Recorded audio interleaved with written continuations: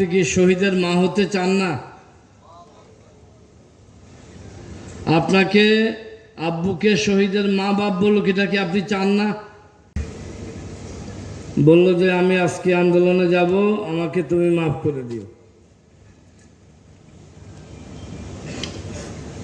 তো আমি বললাম, বাবা দেশের পরিস্থিতি ভালো না, যাইও না। ওসমান আমাকে উত্তর দিল, আব্বু সব বাপ মা যদি এইভাবে সন্তানদেরকে নিষেধ করে তাইলে জালিম সরকার বিতাড়িত হবে না।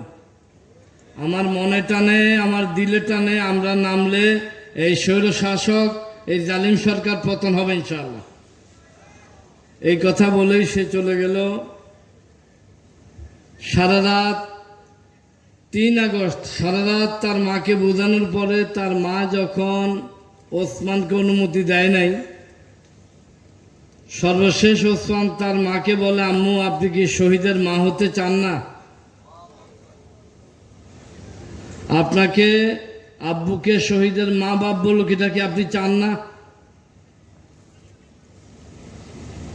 তো সকাল 9টায় তার মাকে জড়িয়ে ধরে কপালে চুমু দিয়ে বলল, আম্মু আপনি আমাকে আয়াতুল কুরসি পড়ে ফু দিয়ে দেন, আল্লাহ যেন আমাকে আজকে শহীদ হিসেবে কবুল করে।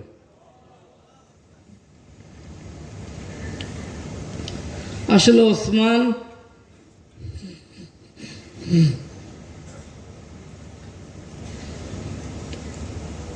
এভাবে চলে যাবে, এটা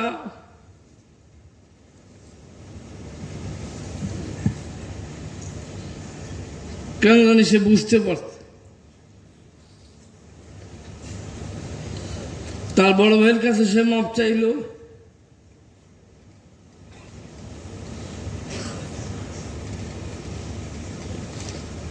তার বোনের কাছে সেটা চিঠি লিখলো যে আমি আগামীকালকে আন্দোলনে যাব, আর যদি ফিরে আসতে না পারি ছোট বোন আমাকে মাফ করে দিও, আব্বু আম্মুর খেয়াল রাখিও।